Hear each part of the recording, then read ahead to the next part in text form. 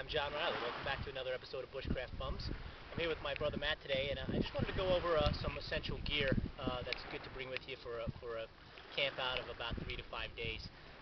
I'm in a position where I take a lot of people camping who have never been camping before, and a lot of them ask me, well, what should I bring? So it seems to be a pretty popular topic, so it's something I thought I would address.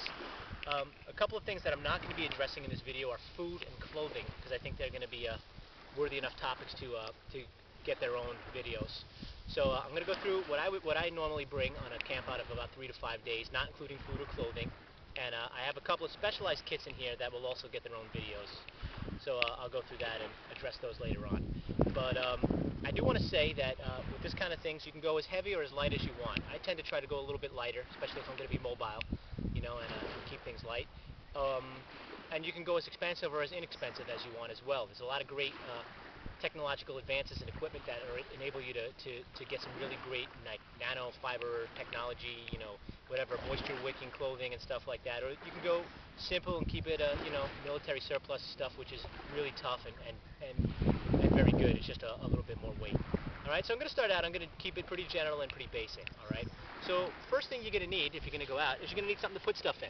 Alright, and this is one of the packs that I use pretty frequently on a 3 to 5 day camp out. This is a Marmot backpack. It's got a semi-rigid back here. It holds a lot of stuff. I've had this pack for about 9 years, and it's been all over the world with me, and it's held up great. It's a great pack, really rugged, and it holds all the stuff easily that you're going to see in this video, with the exception of my sleeping mat, which rolls up underneath. All right, which brings us to the next thing. So you have something to put stuff in, and now you're going to need something to sleep on. All right, this is really important because the ground has a real way of just sucking the heat away from your body. So you need something to rest on, to A, to be comfortable, and B, to be warm, because it's really nothing's more conducive to enjoying your time in the wilderness than getting a good night's sleep. So what I have here is a Thermarest pack. A Thermarest bedroll, and this it unrolls and you lay on it, keeps you off the ground, gives you a little bit of insulation, and is a little bit of padding off the rocky surface of the ground there. And these can be had for about $30 in a sporting goods store. It's a pretty good purchase. This one's good for about 3 seasons. If I was going in winter, I'd bring something a little heavier. So you have something to sleep on. Next, you're going to need something to sleep in. And that brings us to this. This is a U.S. military surplus wool blanket. This is 80% wool. These can be had online for about $20. And the great thing about wool is that it maintains its insulative properties even when wet. All right, so even if you get it wet, it's still gonna radiate your body heat back to you, which is good. And once again, wool blanket's a 3-season deal. I wouldn't use that in the winter. I'd probably switch to a 0-degree sleeping bag in that case. So you have something to sleep on, something to sleep in. Next, you need something to sleep under. And what I have here is just a U.S. surplus USGI poncho, which unrolls. And this is a multi-purpose piece of equipment, and I can wear it when I'm hiking, and it's long enough to fit over my bag and keep my stuff dry. And I can also string it up in a number of ways to make a shelter. And we're going to be going over those in other videos, good ways to make quick, expedient poncho shelters. It's a really versatile piece of equipment. And when you're thinking about camping, you want things to be as multi-use as possible. So you have something to carry your stuff in, something to sleep on, something to sleep in, something to sleep under. So next we're going to move on, and we're going to start thinking about water, which is the next big priority. You need something to carry water in. This is a U.S. plastic military surplus canteen. All right. Now we have that to carry water in, but now we need something to purify water in and to cook in. We can purify water by boiling. So I have this metal cup here, which the canteen nests in, like this, and that gives me a nice little container to boil in. This is also the only pot or cup that I use when I'm camping. Now you do all my cooking in this, and I purify most of my water with this.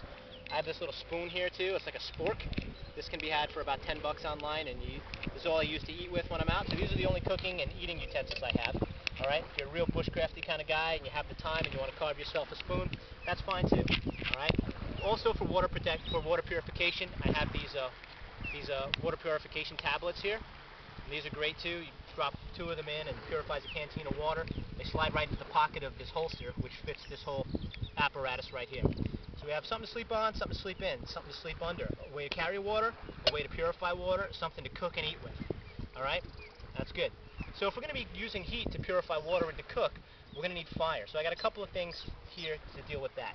This first thing is an alcohol stove. This is an alcohol stove I made out of soda cans. You use denatured alcohol. You squirt it in. You got to prime it with a lighter and light it. And this will boil a cup of water, metal cup of water like this in about 2 minutes. So it's a really great little piece of equipment to have. All right. Personally, though, myself, I prefer to have a fire when I'm out camping, so this doesn't see a real lot of use. So this brings me to the next thing, which is my fire kit here.